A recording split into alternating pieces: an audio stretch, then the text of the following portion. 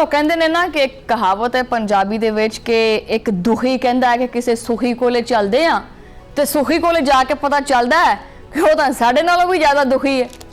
मतलब आवाम दे विच और सियासत दे विच मुल्क दे विच मशरक़े वुस्ता दे विच काफ़ी हलचल चलती पई है। हर पासे ही जिहड़ा माहौल है वो तता होया पिया, बहुत ज़्यादा गर्म होया पिया। तो बंदा कहता चलो यार कोई एंटरटेनमेंट देख लेंदे हैं, कोई खेड दा मैदान वेख लेंदे हैं। तो खेड दे मैदान दा उस तो ज़्यादा बेड़ा गर्क होया पिया। इस हिस्से दे विच आपां रुख करदे हां खेल दे मैदान दा। शायकीन क्रिकेट वास्ते बुरी खबर है और ये खबर जी है वो किसी सदमे तो घट नहीं हैगी। सो लिहाजा जो ना वो दिल ते हथ रख के मेरी ये खबर सुनियो कि बांग्लादेश ने एक तारीख रकम कर दी है। हाँ जी, बांग्लादेश ने जो कि कुछ साल पहले तक टेस्ट रैंकिंग दे विच हैगी ही नहीं सी और इन्हें पाकिस्तान की टीम नू 2 टेस्ट मैचों की सीरीज़ दे विच बिल्कुल ही क्लीन स्विप कर दिता है, चिट्टा ते नकौरा।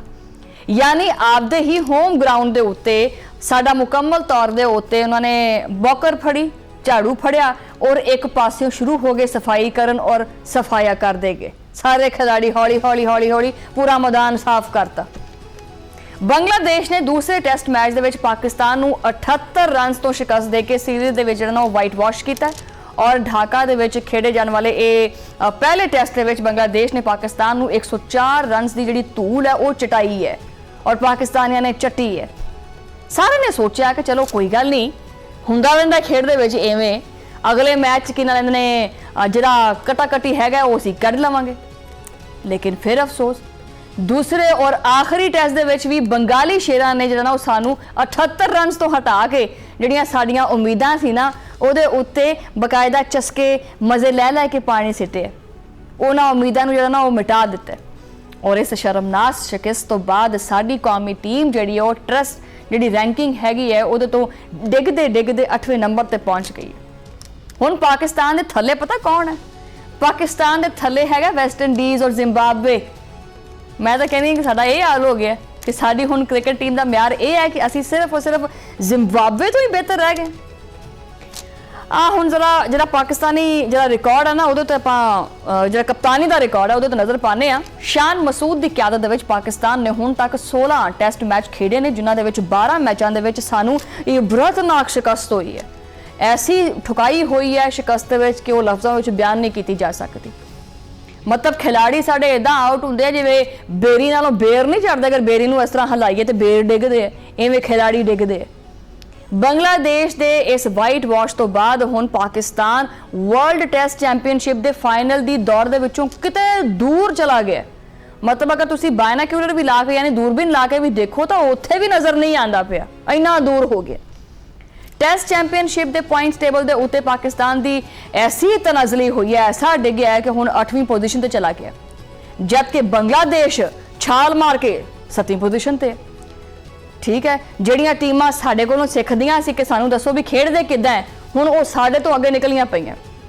हर बार की तरह इस बार भी कौमी टीम के कप्तान शान मसूद ने नाकामी का एतराफ़ कर लिया। एक तो इन्हां दी ये गल बड़ी चंगी है कि ये ना पहले तो मानते नहीं हुंदे सी, पहले तो मानते ही नहीं सी ना, हुण कम से कम मनन तो लग पे है ना। ये डिवेलपमेंट साडी हो गई वैसे क्रिकेट दे विच, ये एक अचीवमेंट हो गई है साडी कि इन्होंने रवायती अंदाज दे विच जिहड़ा ना वो आख्या कि जी जिहड़ी साडी बैटिंग और बॉलिंग हैगी है उहदे विच अच्छी कारकर्दगी असीं नहीं दिखा सके। मज़ेदार गल वेखो कि भी बैटिंग ही तो हुंदी है, एक बॉलिंग ही तो हुंदी है, भी दोनों चीज़ें चंगियां नहीं हैगियां।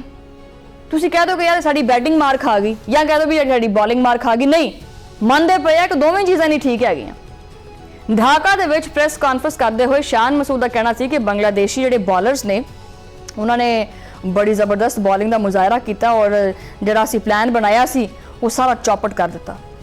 कप्तान ने रोना भी रोया कि हार के बड़ी मायूसी हुई है और सानू उम्मीद सी कि जिहड़े साडे सैट बैटर्स ने वो खेड नूं थोड़ा लंबा लैके जाणगे, लेकिन बदकिस्मती दे नाल इदां नहीं हो सकिया। अगर साडे खिलाड़ी विकेट दे उत्ते टिक जांदे ना तो असीं मैच ड्रॉ करन दे विच कामयाब हो जांदे। ये पता नहीं विकेट दे उत्ते एक टिकण वाला मामला किहड़ा हुंदा, टिकट ते विकेट दे उत्ते जी की ही बंदा करे यार। मगर जनाब काश और अगर मगर दे विच मैच तो हार ही गए ना, जिते तो नहीं। शान मसूद ने शिकस्त के मलबे दे विच कुछ मसबत जिहड़ियां चीज़ां ने वो लभण की बड़ी कोशिश की लेकिन मिलियां नहीं। ਉਹਨਾਂ ਦਾ ਕਹਿਣਾ ਸੀ ਕਿ ਇਸ ਸੀਰੀਜ਼ ਦੀ ਇੱਕ ਚੰਗੀ ਗੱਲ ਇਹ ਸੀ ਕਿ ਆਜ਼ਾਨ ਅਵੈਸ ਔਰ ਅਬਦੁੱਲਾ ਫਜ਼ਲ ਨੇ ਬੜੀ ਬਿਹਤਰੀਨ ਜਿਹੜੀ ਕਾਰਕਰਦਗੀ ਪੇਸ਼ ਕੀਤੀ ਹੈ ਔਰ ਅਬਦੁੱਲਾ ਨੂੰ ਮੈਚ ਦੀ ਸਵੇਰ ਟ੍ਰੇਨਿੰਗ ਦੇ ਦੌਰਾਨ ਜਿਹੜਾ ਉਹ ਸਿਰ ਦੇ ਉੱਤੇ ਬਾਲ ਵੀ ਲੱਗੀ ਸੀ, ਮਗਰ ਇਹਦੇ ਬਾਵਜੂਦ ਉਹਨੇ ਹੌਸਲਾ ਦਿਖਾਇਆ ਔਰ ਮੈਦਾਨ ਦੇ ਵਿੱਚ ਉਤਰਿਆ। ਕਪਤਾਨ ਦੇ ਮੁਤਾਬਕ ਮਜ਼ੀਦ ਜਿਹੜੇ ਟੈਸਟ ਜਿਹੜੇ ਕ੍ਰਿਕਟ ਦੇ ਖੇਲ ਦੇ ਵਿੱਚ ਜਿਹੜੇ ਇਹ ਦੋਨੋਂ ਨੌਜਵਾਨ ਨੇ ਜਿਨ੍ਹਾਂ ਨੇ ਅੱਛੀ ਕਾਰਕਰਦਗੀ ਦਿਖਾਈ ਹੈ, ਇਹਨਾਂ ਨੂੰ ਮਜ਼ੀਦ ਮੈਚੁਰ ਕੀਤਾ ਜਾਏਗਾ। वो कहते हैं ना कि जी गिरते हैं शाह सवारी मैदान जंग में, लेकिन इत्थे तो पूरी दी पूरी टीम जी है वही लम्मी पई है, बल्कि डिग्गी नहीं लम्मी पै गई है। टेस्ट कप्तान का यह भी कहना है कि वह बतौर कप्तान किसी एक बॉलर या बैटर के उत्ते उंगली नहीं चुकणगे। उन्होंने ख्याल दे विच एक बेहतरीन टेस्ट पिच सी, असी अच्छी कारकरदगी दिखा सकते सी, विकटां लै सकते सी, लेकिन असी आपकी नाकामी मनने आ। हदफ मिलने तो पहले ही टीम ने फैसला किया कि वह कंडीशन के मुताबिक खेडेगी, लेकिन ना खेड सकी। शान मसूद ने मन्निया कि जदों भी असी मैच हारते हैं तो अवामी जज्बात काफ़ी ज़्यादा होंगे है, इस वास्ते सानू बतौर टीम जी ना वो जिम्मेदारी लैनी पैंदी और जिम्मेदारी नाल खेडना पेगा अगे। सच्ची गल तो यह है कि हुण कोई फायदा नहीं हैगा, हुण पानी सिर तो लंघ चुक चुके हैं। कप्तान ने अगले मैचों के विच एक अज़म का इजहार भी किया है और जाहिर किया है कि असी दूसरे टेस्ट मैच की जिहड़ा ना वो गलतियां नहीं करांगे जिहड़ियां गलतियां असी हुण कीतियां ने, उन्हां गलतियां नूं दूर करांगे असी।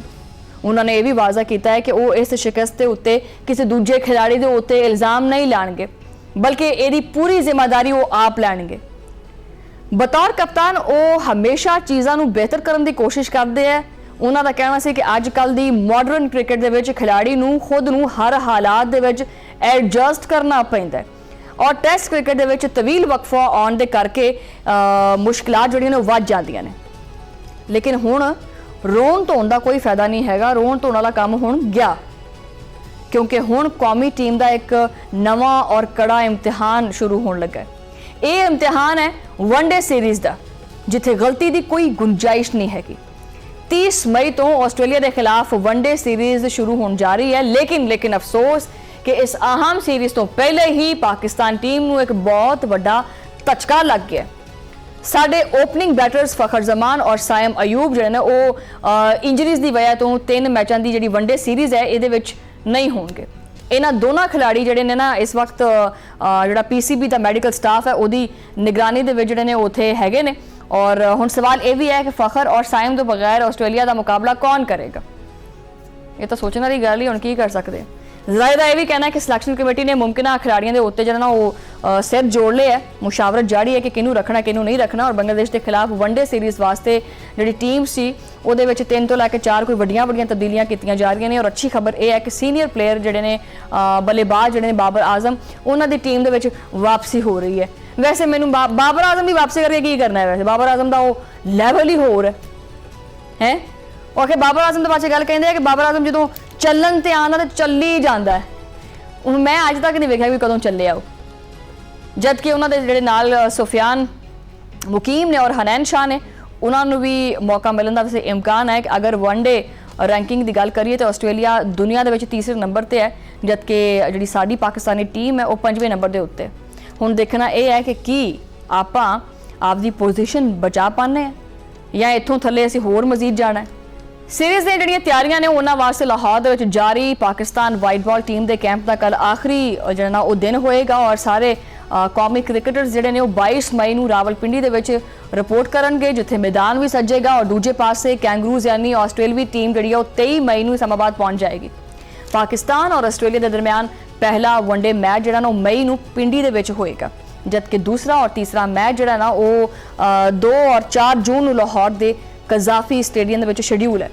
क्रिकेट के दीवाना वास्ते जो वो एक खुशखबरी भी हैगी है और सीरीज़ की जी टिकटां ने उन्होंने जी ऑनलाइन फरोख्त है वो 22 मई तो शुरू हो जाएगी।